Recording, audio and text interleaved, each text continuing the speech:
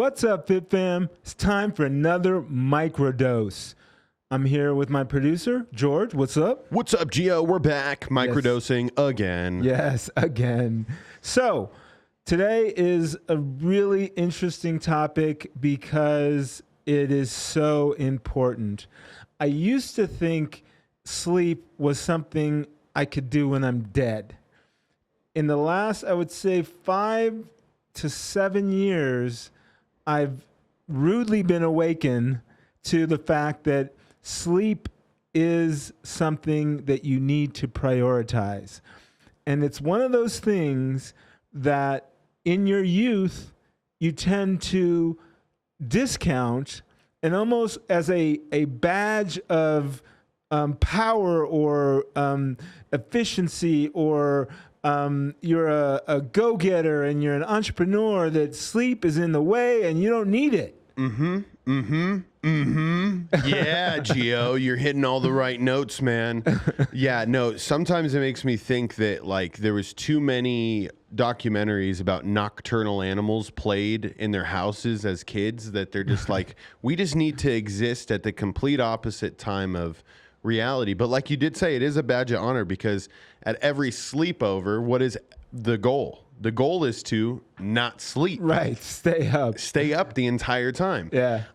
So yeah, no, there is a huge disconnect in the youth community about sleep. And I actually have a very important thing to bring up about sleep. Okay. As far as what I've seen as a teacher. One of the most important questions I need answered from my students every day is, how long did you sleep last night? Or like, what time did you go to bed? Kind of helps me gauge what kind of day we're going to have going forward. Wow. Because I deal with students that have emotional disturbance disabilities, so they're all over the place. So if they don't have a good night's sleep, I know that the day is setting up for a challenge, and they will have to face that challenge at some point in time where they're just going to crash because they decided to be on their phone all night.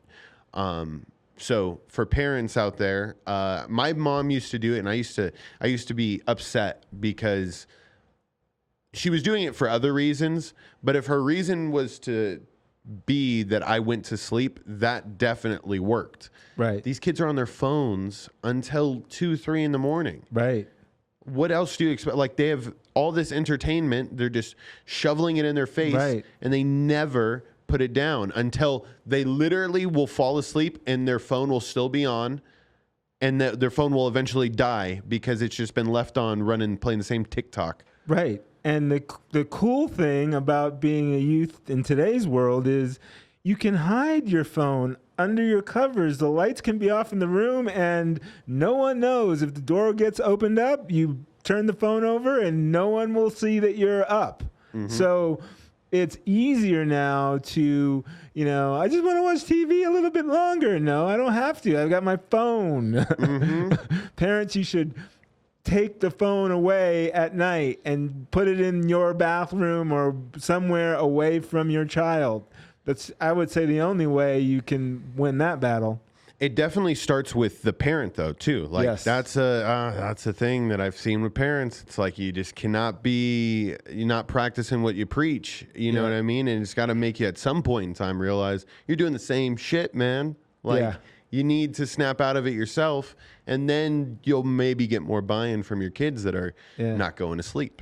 And so you brought up a great topic as far as how kids that are getting short sleep, it affects how they act throughout the day. Not only learning, but how they interact with other kids, interact with the teachers.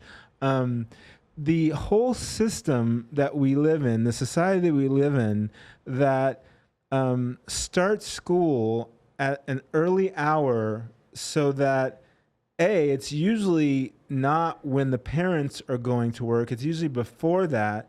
So it's set up to kind of like organically short sleep our youth. The time that the kids should really go to school is around 9 o'clock. Agreed. When parents are going to work, so that they can get a little more sleep in the morning and not have to get up. Sometimes I see a school bus pulling into my apartment units at like 6:30 a.m. Mm-hmm. So that means the kid has to be up at least by 6, but probably more like at 5:30. Mm-hmm. And like you said, they don't go to bed. So you need more sleep in your youth, and the whole system is set up to fail. Absolutely. And I don't know why there comes a point in time where in college now all of a sudden we make you responsible for your schedule. And I think there needs to be processes in place that really start helping kids that are 14 through 17 to really start making some big major life decisions. One of them being, what do you want your daily schedule to look like and be like? And explaining to them that, you know, you can start to learn these tools now, or you can be struggling with it at the later stages of your ages, whatever it be, 20, 30 years old. I mean, I even have some people that I know that work at my school, employers that, you know, they struggle with sleeping, and they, you know, can't perform their duties because they don't have their schedules and sleep processes in place. So it's it's so backwards, even that the kids have to see the adults go through their sleep problems. So it's just this big mess of nobody understands what's going on. But you're so right. It needs to start later. Yeah. School needs to start later, and kids need to be able to make that choice at those ages to say, I do want to start my education at maybe noon, 1 o'clock. Right. And the health things that come into play when you short your sleep are numerous. But it hasn't trickled down to the masses, and it definitely hasn't trickled down to the educational system. But there's studies that prove if you get short sleep, you don't learn as well, you don't act right, and it's proven. But to, you know, our world is more like, okay, your kid is acting crazy in class. Let's give him some Adderall. That'll help him. Jesus Instead Christ. of focusing and prioritizing sleep, they're going to drug your kid up for probably their whole life. Yeah, there's a huge disconnection right now in thinking that medications can help take away these issues when one of the major solutions is being mindful in the present moment. It's one of those things that not a lot of parents do, so then the kids don't know how to do it and they don't see it. And there's so few people doing it in the world that it actually becomes in the minority. And so we look at maybe yogis or people that are meditating as, oh, look at those weirdos. Look at those, you know, reggae, surfy, hippie dippy kind of guys, right?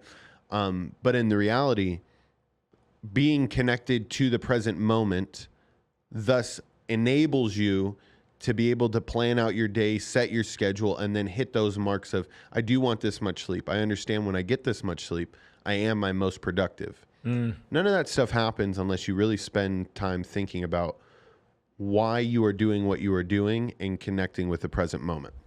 100%. Which brings up this topic. This book here, folks, Why We Sleep by Matthew Walker, will change your life. And one of the things Matthew Walker, PhD, says about sleep is that, why do you think the evolutionary trait of sleeping 7 to 9 hours a night has stayed in the human culture, the human being, the race of the human, the evolution of the human being?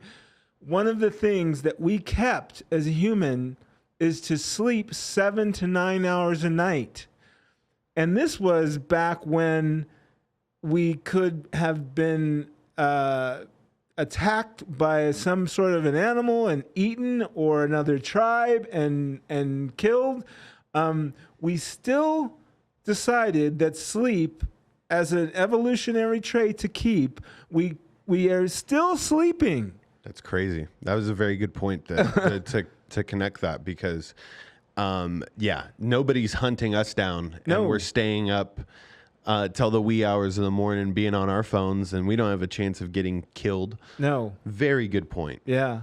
And there's a lot of other things that you'll learn in this book that you will be like, he says something like, if you are in the mindset of you'll sleep when you're dead, you'll probably be dead sooner than you think.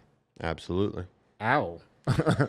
Absolutely. Because I don't sleep? Yeah, that's a little bit crazy, but it's true. So the other thing about sleep is it affects so many parts of your life.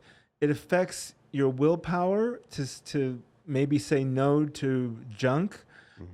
It affects your well-being and how you feel about the world.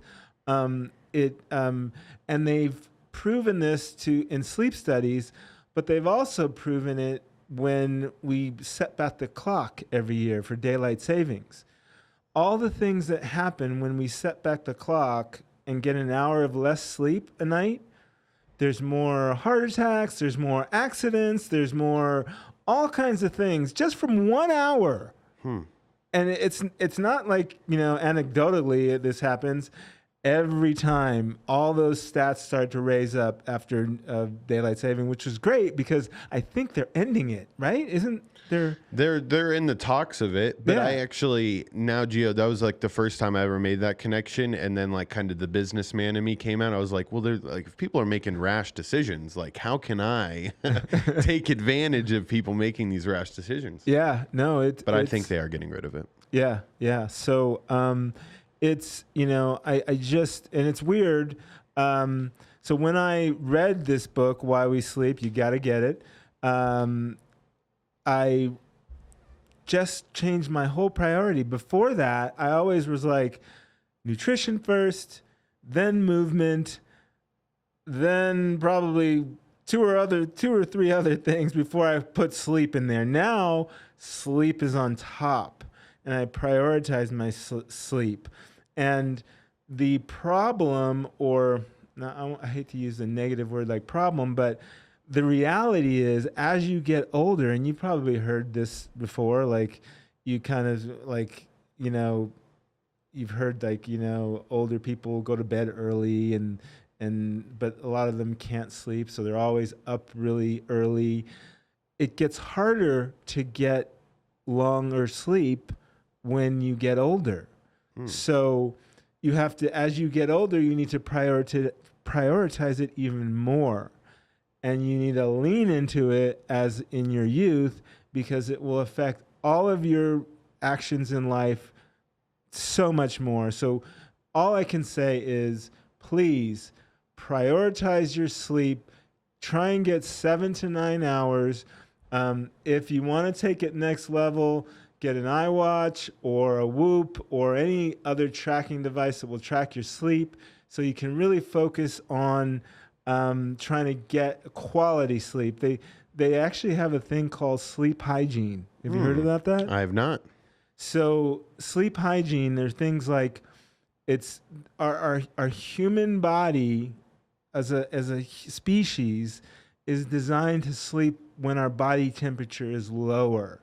So it's important to have your house cold when you go to sleep, meaning like 68 degrees to like 63 degrees or in that zone. Wow. That's important.